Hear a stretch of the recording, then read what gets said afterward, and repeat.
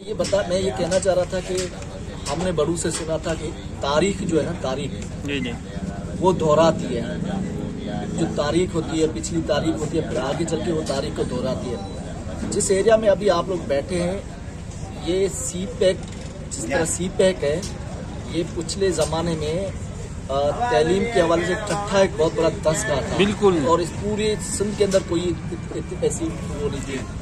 और ये ठट्ठा वाया टू ईरान का ये जो रोड है, इसको सी पैक राहदारी थी। ये यहाँ से गुजर का थी, यहाँ से बलूचिस्तान जाते थे, बलूचिस्तान से फिर ईरान जाते थे। और ये काफिले चलते थे, कारोबारी काफिले ऊँटों पे जाते थे। ये जो जहाँ एरिया है, ये इसको स्टे करते थे, बैठते थे। अच्छा, इस एरिया में? जी, ये कोई आबादी नहीं थी, कुछ भी नहीं था। यहाँ पे स्टे करते थे लोग, ठहरते थे, बैठते थे। ऊँट है, 2 दिन 3 दिन वो सांस रोकते थे, बैठते थे, फिर निकल जाते थे। तो ये ऐसे ही काफिले जा रहे थे। एक दफ़ा यहाँ पे ये बैठे थे, काफिले यहाँ से निकले तो एक सैयद खानदान का बच्चा था, छोटा सा बच्चा था, स्मार्ट सा, तो काफिले से रह गया था। अच्छा अच्छा, बड़ा क्यूट था, बहुत खूबसूरत था। लोगों ने, यहाँ पे 2 घर थे, यहाँ पे लोग जोक्षो कबीले के यहाँ पे रहते थे, तो उन्होंने वो बच्चे को गोद लिया। क्यूट था, खूबसूरत था, तो उसका नाम रखा था यूसुफ। सही। यूसुफ के नाम से। फिर पता चला कि यहाँ से जो ऊँटों के काफिले थे, शाह कबीले के थे, सैयद थे, तो उसका नाम पड़ गया सैयद यूसुफ शाह अमीनानी के नाम से। बहुत था, और वो यंग एज में ही बहुत खूबसूरत था, और यंग एज में ही उसकी डेथ हो गई थी। उसके यहाँ पे आप थोड़ा सा आगे जाएंगे, सुक्कन नदी है। सुक्कन नदी में ये इसको बच्चे को भेज देते थे गायें और बकरियां चराने के लिए। उस जमाने में 10 साल तक कैद आया हुआ था। लोगों की बकरियां, लोगों की गायें मर रही थी, कुछ भी नहीं था। तो फिर वो वहाँ पे जब ये जो इसके पास जो रेवड़ जाता था, बकरियां और गायें थी, तो ये सारी मोटी ताजी थी। जिसके पास, जिस जोखियों के पास जिसने उसको पाला था, उसने देखा कि यार इसमें क्या है कि इसकी जो बकरियां है, गायें है, तो सारी मोटी ताजी है। सिंधी में एक नदी को कहते हैं कुन, कहते हैं कुन के मतलब पानी का जमा होना, जिसको धुल कह सकते हैं आप, कुन कहते हैं सिंधी में। सही। ये वहाँ पे उधर जाता था और गायें भैंसे पूरे इलाके में मर गई थी। फिर पीछे जब गए तो देखा था कि इसके ऊपर रुमाल था, रुमाल तो ऐसे वो करता तो घास निकल आती थी कुदरती। और वहाँ पे गर्मियों का टाइम था, और जहाँ से ये गुजरता था तो यहाँ उसके ऊपर बादल होते थे, बादल होते, जहाँ जहाँ जा रहा था तो बादल होते थे। उसका मौजदा देखकर इससे उन्होंने काम करना छुड़वा दिया। वहाँ पे उस जहाँ पे अभी यूसुफ शाह का कब्र मौजूद है, वो है, वहाँ पे क्या हुआ था कि एक सन्नू उन्होंने बनाया। यहाँ पे पहले फारसी की पढ़ाई होती थी, ना सिंधी, ना इंग्लिश, ना उर्दू, कोई मीडियम में फारसी पढ़ाते थे लोग। क्योंकि हमारे 400-500 साल की कब्रें हैं ना, उसके ऊपर भी मुजाहिद बिन सलीमान लिखा है, और औरतों के वो जेवर लगे। अभी भी पुरानी कब्रें फारसी में मौजूद है। 600 की हिस्ट्री यहाँ पे अभी भी मौजूद है। तो फिर वहाँ पे दूर एक का घर थे, तो उन्होंने कहा कि एक थोड़ा सा जोखियो पढ़ा लिखा था, थोड़ा मामूली फारसी का पढ़ा था, मदरसे का, कहीं से बाहर से आया था, जोखियो था, पढ़ाता था। तो फिर उन्होंने एक छन्ना बनाया, तो वो छन्ने में दर्स देता था। दर्स फारसी का दर्स पढ़ाना, दर्स देना, सबक। तो फिर लोग कहते कि चलो यार दर्स लेने चले छन्ने के अंदर। फिर दूर से ये एक ऐसी पहली तैलीमी गाह का बुनियाद बना। छन्ना आज तक भी मौजूद है। यहाँ पे बच्चे दूर से लोग आते थे और छन्ने में दर्स लेते थे, इसलिए इसका नाम दरसानू छन्नू पड़ गया। आप उधर से ठट्ठा जाए, उधर दूर तक जाए, कोई भी पढ़ने की जगह नहीं थी, यही पढ़ने की जगह थी। आस्ता आस्ता ये डेवलप हुआ और इसका नाम दरसाना छन्ना पड़ गया। फिर 1963 में दाऊद मिल वाले ने, अहमद दाऊद के नाम थे, 1963 में अहमद दाऊद स्कूल का बुनियाद पड़ा। और ये उस टाइम से ये एक तैलीमी बीच में ये सारी चीज़ें मामले खत्म हो गए। पता नहीं क्या, ये मैं कहता हूँ, मैं पॉलिटिक्स से हट के बात करता हूँ। अब दुनिया में 3 बड़ी मतलब वो है सिटी है, तैलीम सिटी है। एक है ऑक्सफोर्ड, ये तैलीम की सबसे बड़ी दुनिया की सिटी है। दूसरी है बेंगलोर में, IT सिटी है, सबसे बड़ी है। और बेनज़ीर भुट्टो ने इसके पहले दौर में इसी यहाँ पे बेनज़ीर मेडिकल कॉम्प्लेक्स का एजुकेशन सिटी का बुनियाद उसने बन डाला था। ये जो उसकी दूसरी गवर्नमेंट थी, इसके फाउंडेशन यहाँ पे बनाई थी। उसके बाद वो मामला ख़त्म हो गया। अब ये फिर से अगले साल, क्योंकि अभी 40 के करीब यूनिवर्सिटी को हम लोगों ने इसको नाम फिर से रख दिया एजुकेशन सिटी, मतलब वही दसानू छन्नू, एजुकेशन 10 सिटी मीन्स छन्नू। अब ये पुरानी 400 साल पुराना दसानू छन्नू था। अब यहाँ पे जो प्लान किया गया, क्योंकि मैं लोकल फोकल पर्सन हूँ एजुकेशन सिटी का, यहाँ पे 15 लाख बच्चों की पढ़ाने का इंतजाम किया जा रहा है।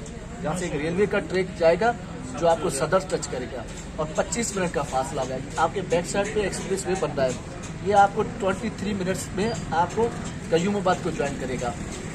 यहाँ पे आप इस तरफ जाएंगे, लिंक रोड जा रहा है, एक लिंक रोड, दूसरा सुपराय से अलग ये लिंक रोड लक्की सीमेंट के वाया से डायरेक्ट जाएगा, ठीक है। और ये फिर वो जो दूसरा मोटरवे बन रहा है। अब इसमें तकरीबन आप देखिए कैडेट कॉलेज 2015 से चल रहा है, जहाँ पे 2000 के करीब बच्चे पढ़ते हैं, हमारे बच्चे भी पढ़ते हैं। तो ये अब देखिए दूर दूर से बच्चे फिर से आ रहे हैं और इधर दसानू छन्नू में पढ़ रहे हैं। तो मैंने जो शुरुआत की थी कि ये तारीख जो है ना वो अपने आप को दोहराती है। अब आगा खान है 5000 एकड़ पे, SIUT चल रहा है आपका, आपके जियाउद्दीन की क्लासेस शुरू हो गई है, उसकी बाकायदा रोज बच्चे आते हैं, पढ़ते हैं और जाते हैं, और रोजाना आते हैं, जाते हैं, पढ़ते हैं। शहर से बसें आती हैं, बैतुल सलाम हो गया, वहाँ पे बच्चे देखिए आप कितने वहाँ से आते हैं, पढ़ते हैं। आपका हबीब फाउंडेशन 80% बन गया है। यहाँ पे एक हॉस्पिटल है बेनजीर मेडिकल कॉम्प्लेक्स के नाम से, वो 1000 बेड है और उसके अंदर ट्रामा सेंटर है, इसके अंदर दुनिया का बेहतरीन कार्डियो सेंटर है।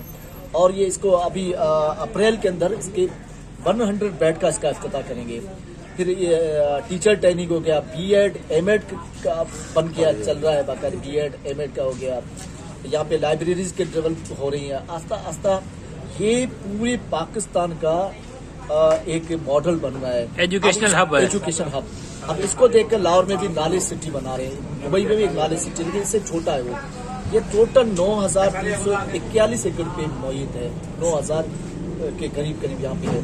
यहाँ के जिस एरिया का पानी भी बहुत मीठा है, इसके इन्वायरमेंट भी बहुत ज़बरदस्त है। और यहाँ पे अल्हम्दुलिल्लाह जो दूसरे इलाके से की जो सूरत हाल है, इससे अब बहुत ज़्यादा अमन है जितने दूसरे इलाके के निस्बत से। आप चले जाए लियारी चले जाए, मलीर चले जाए, उससे ज़्यादा थोड़ा सा अमान है। यहाँ पे ज़्यादातर कम्युनिटी सिस्टम है, लोग एक दूसरे के रिश्तेदार हैं, आना मरना जीना, और ह्यूमन्स वैल्यूज यहाँ पे अभी तक भी है, क्योंकि ह्यूमन वैल्यूज आजकल खत्म हो चुके हैं। ये पूरा ये एजुकेशन सिटी, अब ये यहाँ पे इसके 6 अरब रुपए मंजूर किए सिंध गवर्नमेंट ने। इसका पानी की लाइनें आ रही है, K4 से पानी की लाइन आ रही है, 6 इंच की तो अभी डाल रहे हैं। पीछे आप कैडेट कॉलेज के साथ ग्रिड स्टेशन अपनी लगा रहे हैं। यहाँ पे लोगों को फ्री वाटर सप्लाई और फ्री बिजली देंगे। यहाँ पे उन्होंने वायदा किया है, और ये वायदा किया है हमारे साथ में। जब नाज़म था तो मैंने इनके साथ एग्रीमेंट किया था कि हम ज़मीनें दे देंगे, लेकिन आप फ्री एजुकेशन और फ्री हेल्थ दें। तो हेल्थ की भी 2-3 जो प्रोजेक्ट है वो चल रहे हैं अल्हम्दुलिल्लाह। SIUT तो बहुत अच्छा। मैं दूसरी आपको मालूमात शेयर करूँ, बहुत से कम लोगों को पता है कि यहाँ का जो SIUT है वो पाकिस्तान का सबसे अच्छा SIUT है। इसकी वजह है कि यहाँ पे OPD होती है, मुफ्त इलाज होता है, सारे टेस्ट फ्री होते हैं। उस पर एक जो ना बड़ी नॉलेज है, जो यहाँ पे एक डॉक्टर है, शफा अल्लाह ताला किसी के भी हाथ दे सकता है। एक हिंदू डॉक्टर है, डॉक्टर अबू राम, वो बहुत एजड उम्र है उसकी, 80-90 साल का एजड है।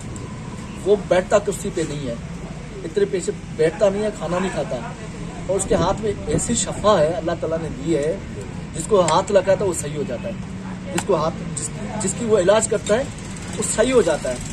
कुआर से लोग, पंजाब से लोग उसके पास आते हैं, अपॉइंटमेंट होती है, और 200-250 लोग रोज दिखता है ये गुर्दे के हवाले से। डॉक्टर अबू राम का नाम बहुत इंटरनेशनली तौर पे वो मशहूर है, लेकिन वो फी सबीला काम करता है, फी सबीला उसने अपने आप को वक्फ कर दिया।